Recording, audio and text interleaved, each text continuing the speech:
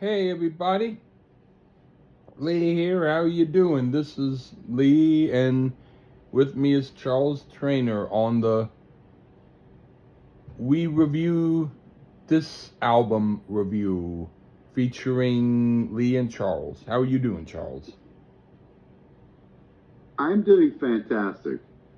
But by the way, literally, we're reviewing this album.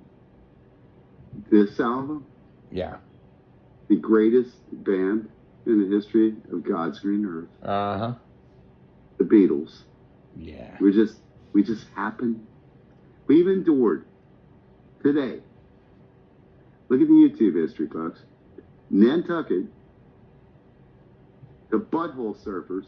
So see, like Lee picked one crappy band. I picked another band that's about half crap.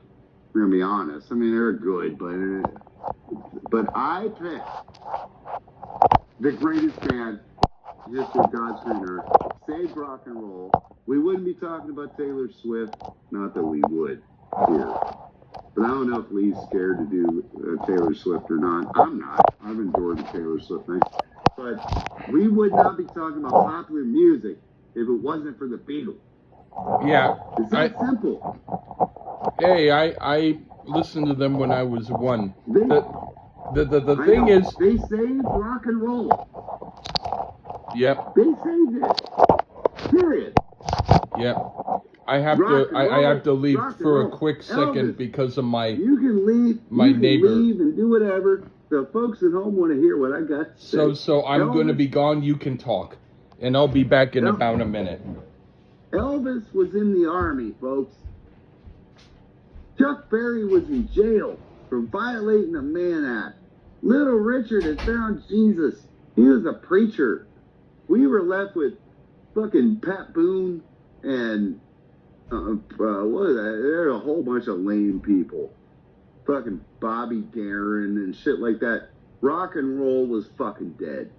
The only thing that was close, kinda, was Frankie Valli and the Four Seasons, which I would review, Frankie Valli and the Four Seasons, but I don't know if I'd call them rock and roll. The Beatles saved fucking rock and roll. Next thing, British Invasion. Next you got Rolling Stones, The Who, The Kinks, which are a great band, right, Lee?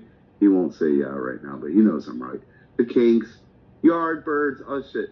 But the Beatles saved rock and roll, fuckers. Those people don't believe it and hate on the four lads from Liverpool and call them boy bands, you're stupid. This band saved rock and roll. Period. So now, the album we're doing today, since Lee is taking a poop or something, I don't know what he's doing, folks, but we're doing the album Help. Help, which was their second major motion picture. Yep. Directed by Dick Lester, who directed A Hard Day's Night and this film as well. They did do, hold on, babe. I know, I'm just sending you on here. I don't know why I called you babe, but I just That's did. Cool. They've done 3 more films after this. Magic Mystery Tour, which is only worth seeing. I Am the Walrus. The rest of it sucked. Yellow Submarine, which had nothing to do with, which was an awesome animated film. And Let It Be, or for the youngsters today, Get Back, which is better than Let It Be. But this was the last one where they tried to act in the whole 9 yards. It was in color, unlike A Hard Day's Night. I do enjoy the film Help. I don't think it's as good as A Hard Day's Night, but it's a kind of quirky, funny film. But like Lennon said, they were extras in their own movie. And that's kind of how Help was. But the soundtrack, when we review this, is a 14-track album. We're doing the EMI English version, 14 tracks. Yep. The 7 songs on the first side were in the film. Second side, they were not in the film. So I'll be interested to note why they weren't, or maybe they were. It should have been in certain cases. But Help, this is probably the last Beatlemania album. pretty much, and I can point out why when we get there. Because the next album was Rubber Soul, my favorite Beatles album, not necessarily everybody else's, mine, but Rubber Soul. There's a couple songs here that point to that direction, but you know what I mean. If you know the Beatles, you know what I mean. This was definitely the last Beatlemania-esque type album. Kind of cool film. I would say watch it if you're haven't seen it. Check it out. It was in color. Woo! Unlike A Hard Day's Night. But that's all I can say. Beatles. Help. Yep. What do you got to add to it, Lee? Yeah, I saw this way, way, way, way back in the day. And strong impression from it. I thought it was very interesting. I liked it. I was always hoping to see it again. Didn't necessarily see it again. I saw A Hard Day's Night also. That one I saw maybe a little bit more, like maybe a couple of times possibly. Liked that one too. Which one you prefer, Lee? Which one you prefer? Movie-wise, I preferred Help, but that's only movie-wise. But by 1%, I like both about equal, and I liked the music on A Hard Day's Night very much. It's just more like, for me, Help, the film seemed more like a film, whereas Hard Day's Night seemed like more like a let's take this camera and film them. And oh yeah, I can see that. It's kind of like a documentary versus yeah. So when we're talking, I was about either 4 or 5 or 6 when I saw it. So for me, the kind of film it was more my thing. Seeing Ringo and the stuck rings, which I thought was a really cool, suspenseful moment. I was like captivated to see when will he get his rings off, and you know, and I liked it, and so for me, what did you think of Yellow Submarine? I didn't even really see that. No. I did finally see most of it. I have to see it again because it's kind of like something that I would like now, but at the time that I saw it, I thought it... wait. I actually did see it when it first came out, but I was about 3. But I liked it because I couldn't understand much of words anyway. If someone said, Lee, quit hogging all the cake, it just sounded like right. So if someone actually said I was cool with it.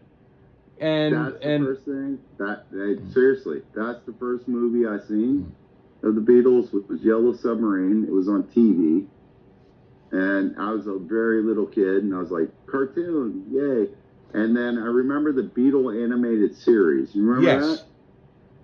And I used to watch that and enjoy it. A lot. But A Hard Day's Night and Help, I seen later on. Yeah.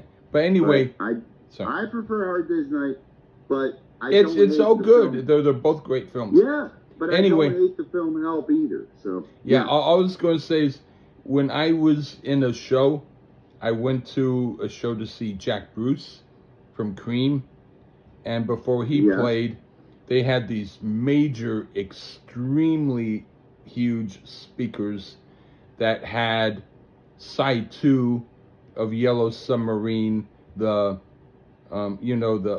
orchestrated stuff that George Martin did. And I was like, this is really cool, trippy stuff, especially on extremely good, like, really tall speakers. Oh, tall speakers. I thought you were on acid. No. Yeah, good. I mean, it's kind of like when I saw Bobby Dahl acoustic solo doing Nothing but a good time on an acoustic bass. Whoever No, I'm he teasing. is. From Poison. No, I'm teasing. Oh, okay. I'm totally teasing. I've never even seen Poison live. Yes, it's the fucking Beatles. Help. So I don't think it's going to be too much dog tracks here, but we might see. The only thing, They might. the only thing that I will say is we've done a lot of the Beatles. The only thing that I'm worried about is I don't want to finally get bored by the Beatles, because I am not someone who, well, with the Beatles, I did listen to their songs over and over and over and over again. So me too. But that was back then. But that doesn't necessarily mean that I do that now. But when I listen to them now, I still have that feeling. But I don't want to feel ever like I'm listening to them too much. So I'm still cool with doing them, but with the caution that I don't want to overdo them, if you know what I mean. Nope, I totally hear you. That's why once or twice a year I'll say, let's do some Beatles, Lee. But because I'm the same way. I didn't even need to listen to this album. Didn't really. Just looked at it, could write what I thought. That's how many times I've heard this damn album and all Beatles albums. Hours and hours upon my life. Yeah. I've listened and evaluated to these albums. Granted, more so the English versions than the American versions. So, Yeah. But I don't like what they did with the American versions. They had a reverb and shit like that. I didn't care for that. But that's me. And I wasn't raised with the Capitol records. I was raised from the red and the blue, and then found the English stuff. So that. But I have the American versions, by the way, and I'm also, and I know this is controversial, Lee like a motherfucker, I'm a mono fan. Okay, I was going to say something though. I'm a huge mono fan. I'm going to say that I purposefully listened to the mono. What I did was, there was a friend of mine, I won't say who he is except to say he's into music. Yeah. And I told him that I was going to review Help, and he told me about how George Martin said that the stereo mix of Help was probably the worst that was there, that he thought it was a horrible mix. And so I said to my friend, I said, I'll be listening to the mono mix. And he went, yeah, the stereo sucks. I'm not saying that I agree, but I'm going to say is I downloaded, I won't say where I downloaded it, but I downloaded it, the mono album of Help. So I could listen to it in mono, okay? That's a big deal with Lee Gerson. You don't typically like mono mixes, but okay. Well, you've actually kind of changed my mind a little bit about that. You know, since I've been able to change your mind about maybe a couple of things, you've been good about changing my mind too, okay? I have to thank you for that. There you go. The mono mix of Revolution is the best version. Okay. Well, I listen to stereo, so whatever. But it's all good as long as we heard the album. Yep. Let's jump into it. All right. Do you want to go first? Sure. All right. The first song, title tune, Help. What do you think? The iconic title track. One of those 21 number one singles. And you know, by the way, that's a disputed number to this day. I've heard 20, I've heard 23. I just say 21 because the Beatles' one album is all their number one singles, and it's 21 tracks. And this one is on it. So, oh well. It was written in what John described as his Fat Elvis period, and he was never happy with this recording. And for him, he sold out a bit. His original take was more somber and downtrodden, and there was pressure to make it more upbeat in tempo. Personally, I think it's pretty cool that there's this dichotomy in this song. He's longing for help, and he cries throughout the song, but the music is so upbeat and chipper, you wouldn't know it. So I think it's brilliant, even if it was on accident. McCartney and Harrison's harmony vocals are excellent here, a great song for sure. But if you do want to hear a version in the spirit that Lennon intended, there's a little dude named Noel Gallagher who did a cover of it in that style, and it's excellent. And I sure would have loved to hear Lennon's original version of the song, but oh well, it's help. #1 single, awesome. Okay, I never disliked this song. It can come on, and I'll get into it. It's not my very favorite Beatles song, nor is it one I dislike. It's a good album opener, but I know that later on there will be other songs I like more. Okay? Now for The Night Before. This song I like better. And for me, it's a deep cut. One I don't hear often, but when I do hear it, I like it. I could imagine maybe a group like Them with Van Morrison covering it somehow. But it's pretty cool. What do you think? The first 7 tracks, like I said earlier, on this album is what appeared in the film. And unlike A Hard Day's Night, which seemed to be dominated by Lennon, we get a McCartney song right here. And he more than holds his own on this record. My only criticism of this song, though, is it's similar to the track She's a Woman, just slowed down a bit. McCartney's singing is fabulous here. Got a real good, yeah. Got a real good feeling to the song. Lennon plays a mean electric piano. McCartney actually lays down the guitar solo, which is, for him, is kind of mid. Like, this is like a mid-level guitar solo for him. But it will do. One of the better deep cuts in the Beatle catalog, but not the best. It's passable film filler, but I do dig it all the same. Yeah. And yes, it sounds like She's a Woman, just slow down. That's cool. Anyway, what do you think of You've Got to Hide Your Love Away? Ironically, due to I got into the Beatles with the Red Album, I initially thought he wrote this about Yoko Ono, because I didn't know about his history, which obviously he hadn't, as he wouldn't meet her until a couple years later. Another all-time classic, and while I did and do enjoy The Night Before, this is yet another indicator that Lennon was on a slightly different level at this point from McCartney. This was actually about hiding an affair, much like Norwegian Wood on Rubber Soul was about. And if Paul wasn't bitching about Jane Asher, he just couldn't write personal songs like this. And to be fair, I don't know if he still can. And this is a great indicator of a proper use of flute in a rock song. Lennon's vocals are fabulous too. Perfect song. What can I say? Okay, I like it, but I don't want to hear a lot of these type of songs way. It's a good change of pace, and Lennon talked about how he wanted to write a song like Dylan. I don't think he succeeded, but it's at least an interesting side note. It also sounds like I could imagine seeing a video of John Lennon outside in the freezing cold and the wind blowing while he's playing this song. It has an outside cold thing about it. It's a fine interim track before better things come. Okay, now for I Need You.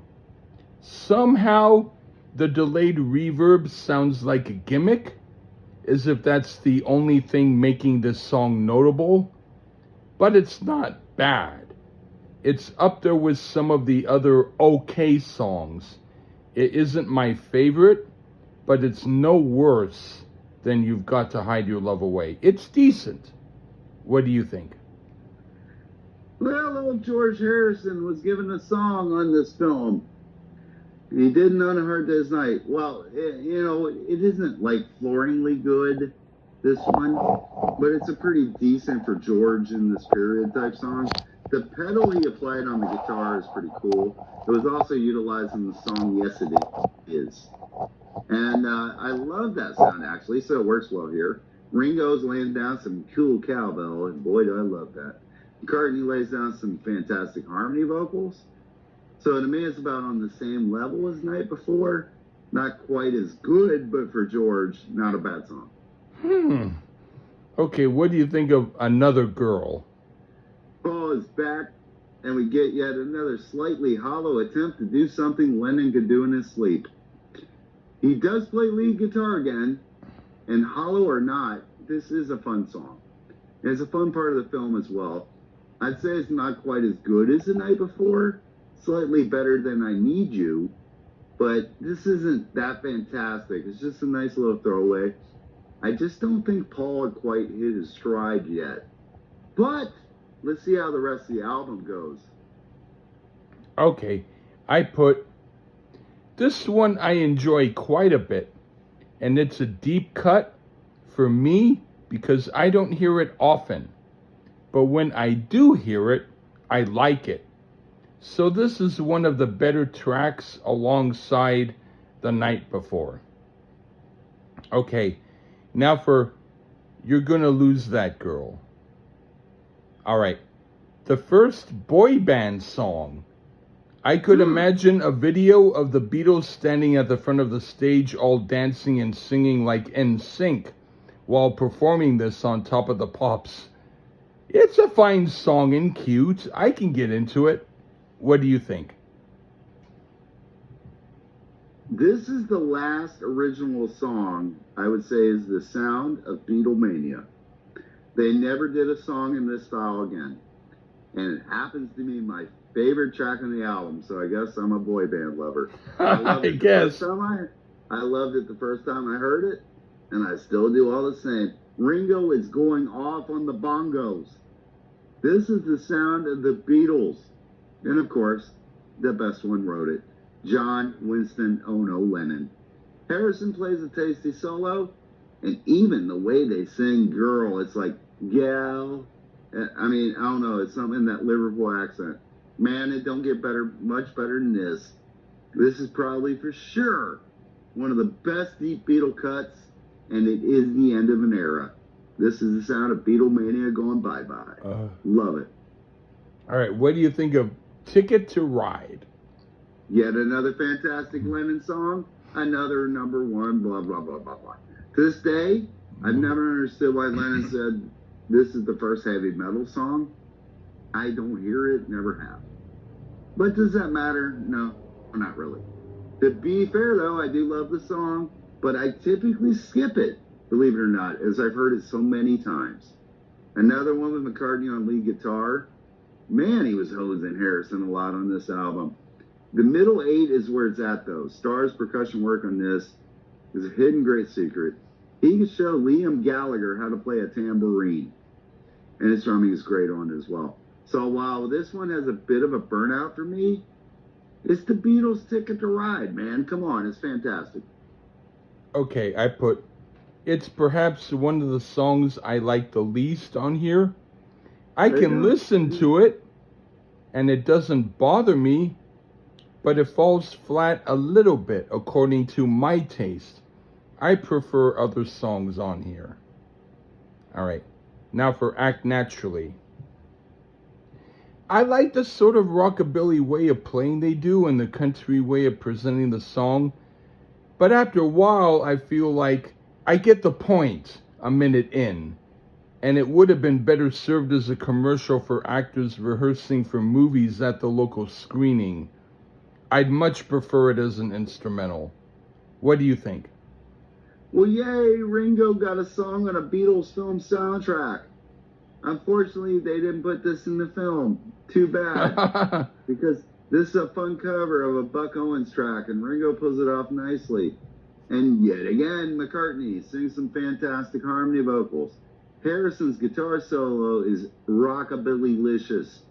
And this is yet another great deep cut, and one of my favorite Ringo songs in their whole catalog. I never skip this one. Ha. Okay, what do you think of? Ah, Yeah, It's Only Love. Lennon, back again. And while I do like the song, for some reason this version doesn't do as much as me as the version on Anthology 2, which admittedly, I heard that version first. I do like it though. I just think the more stripped down version on Anthology 2 is a bit better. I also see why it was not included in the film, as it doesn't quite compare to the Lennon classics on side one. Just a piece of filler that other bands would die to have. Okay, I put it's fine. I do like the jangly wow effect on the guitar, and that makes the song better, but it's ultimately a throwaway. Like Pink Floyd's song If, that gets saved by the arrangement. So, yes, I like it, but it's not a very favorite of mine. Okay, now for You Like Me Too Much. Okay, there's nothing going on in this song. It's just basic strumming and playing like they were paid to do a demo by a songwriter who wasn't interesting. It's the least interesting song on the album. At least Ticket to Ride has character to it.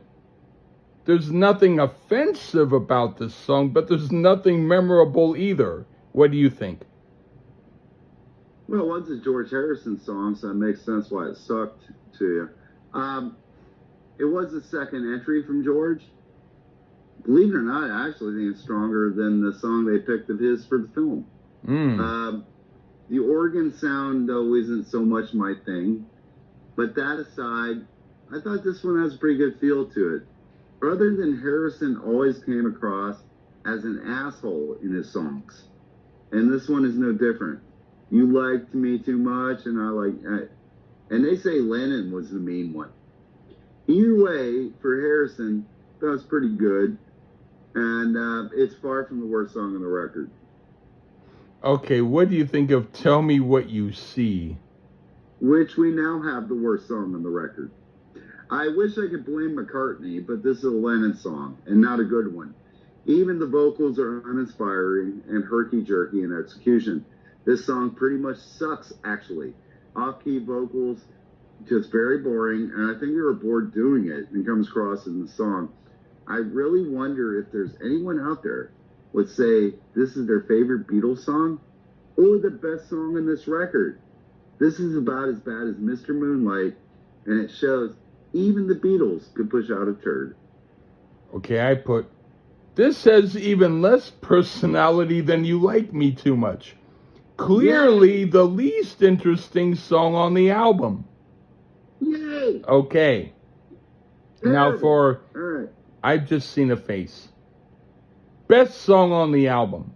When I first heard it on the American version of Rubber Soul, I didn't much care for it, but somehow on here, it works great and is the highlight of this album. Very good song. What do you think? Easily, hands down, McCartney's best track on the record. So remember what I said earlier? I was like, let's see. Yeah. And yet, another head scratcher why it was left off the film. The acoustic guitar work is fantastic, and I think my only tiny criticism is only having McCartney do all the vocals. I think it would have been cool if Lennon would have put harmony vocals, but oh well. He was probably at the pub or something. A fun little folky type number, and it's one of those quiet classics, I like to call them. And I'm very thankful to, I have seen him before this live. I love this song. Not my favorite on the record. Probably second, but I do love it beyond belief. All right. What do you think of Yesterday? Well, I've said it before, and I'll say it again. I've reviewed this song countless times. And probably their most famous song. And hell, a movie was even made with this song as a title. It was picked by Rolling Stone and MTV as the #1 song of the 20th century. Most covered song in popular music history. He dreamed it. It was originally called Scrambled Eggs. And yes, it's fantastic. But I am just not a mega fan of the song. I liken it to Wonderwall by Oasis. Everyone else loves it and names it as their favorite Oasis song. And I bet tons of people say this one is their favorite Beatles song. but not me. I've always been like, I don't know. But is it excellent? Yes. And do I never ever need to hear it again? No. All right, I put another song that stands out as a highlight. I like it in this context. As an individual song on its own, it wasn't my favorite. But on here, it works well, and I dig it quite a bit. Okay, now for... But shocking, but also shocking, they didn't put it on the movie. Yeah. There's a couple songs where it's like, yesterday would have probably made that movie the greatest rock and roll movie of all time. Maybe. Yeah. In the right setting. But go ahead, Lee. Now for... Even though Dizzy. I think it's a mid-song. Yeah. All right, Dizzy Miss Lizzy, okay. All right, my, oh, wait a minute, I have to, all right, my phone, all right. 1 minute, all right. I don't like the guitar tone at all. And the monotonous riff that sounds like it was written by a 4-year-old doesn't help it either. It has energy, but so does a jackhammer. I'm not a big fan of it. What do you think? Well, we go out with the last cover the band would put on a proper EMI album. And an old favorite of John's by Larry Williams. And yet again, another one I heard first on another collection, this time live at the BBC, and I do think it's superior to this version. But is this a train wreck? For me, not at all. I mean, I'm not a huge fan of the organ in it. I do get it about the riff. It is very monotonous. But it's a passable cover. That is the very least the last vestige of another Beatlemania era thing, putting covers on albums. Unless you count Maggie May on Let It Be, which I don't, but this was it. So it's okay for that, but there are superior versions of this track out there. And as far as the album itself, I heard it stereo. I'm assuming Lee loved the mono version, because I know what I'm talking about. I did. Yeah. This album is pretty much, got a couple where it's like, meh, but overall, a wall of classics with a couple songs, but definitely worth a spin for anyone, I'd say. Yeah. Upper mid-level for the Beatles catalog. Yeah, easily. it was. In the upper tier. Yeah, it was pretty good. I would not say it was not. It wasn't, and the film is an enjoyable watch. I do think A Hard Day's Night is slightly better. He doesn't agree, but they're both fun. But we're talking about very, very slight differences. They're both about equal, I think. Yeah, they're both worth watching, for sure. I do agree with that. So, but the album itself, now I got to find the mono version. So now I feel like because usually the mix. I can send you the mono in the email if you want. I would like it because usually the mixes are slightly different. I can do that with Rubber Soul and with Sgt. Pepper's too if you want those also. On mono? Yeah. Oh, yes, sir. Yes. Okay. There's a place I'm not going to say where I can get it, but ask your friend or where you found it. I can give it to you. Hold on. The Mono Masters, Lee. Not Past Masters. Mono Masters. What albums would you want in mono? Anything they have. Okay. Because I can even version. do the White Album in mono. Had it at one time. Because Spotify had it. Apple didn't. Yeah. And I know it. But Mono Masters.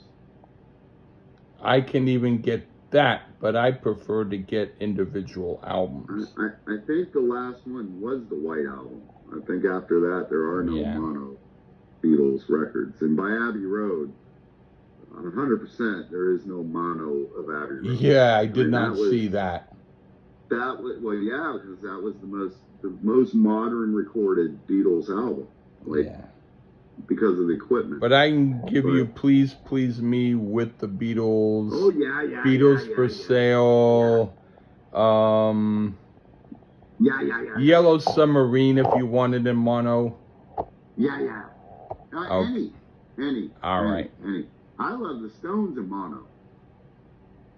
Okay, Yeah. well, those are available in I got those. Yeah, but okay. On Apple Music, folks. Yeah. We don't promote companies, but yeah, Apple Music has the Rolling Stones in mono, but the Beatles, they're a little hit and miss, except for the U.S. albums, which the U.S. albums suck. Sorry, folks. Yeah. But well, you said yeah, but I know one time you said those are the ones you preferred. I was like,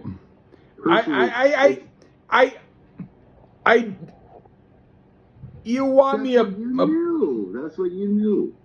You want me to? I do like the stereos, but I mean, I'm now talking the other side of me. I'm not talking Mr. Hyde. I'm talking Dr. Jekyll with you right now. Yeah, when you listen to the Beatles, it was recorded in mono. That's the proper way to hear it. Yeah, I do like the. I do like the stereo, but I will also listen to mono. Okay. Good call. Because even though I do like the stereo better, I like the mono better now. Okay. You're welcome. Which means I like both better. Okay. I hear you. I mean, the coolest part is, especially in the early days, the mixes are different. So you will hear different things in the mono versus stereo. Yeah. That's kind of neat. Yeah. But yeah, the stereo back then was fake. It wasn't real stereo, so they like manipulated it. So when you hear a song like Revolution, and Lennon was like, it was neutered when it was stereo. If you listen to the original stereo edit, he's right. He's absolutely right. Yeah. Not on the new Blue album, and not on Beatles Love, because they can fix shit now that you couldn't do back in the 80s and the 70s and shit like that. No, he was right then. But now, I mean, yeah, if you hear it on the Blue album, Beatles Love, it's cool. But prior to that, listen to the original stereo edit of Revolution, it's terrible. Yeah. But if you listen to the mono mix, good. So, yeah. But that's what they had back then. They didn't have all the equipment we have today. And that's why they are fantastic. The greatest band of all time. You're welcome, folks. Not Nantucket. Thankfully, we did the last episode for a little minute on the Lee Gerstmann Show with the Beatles' help. There you go. Take care, everyone. Bye-bye.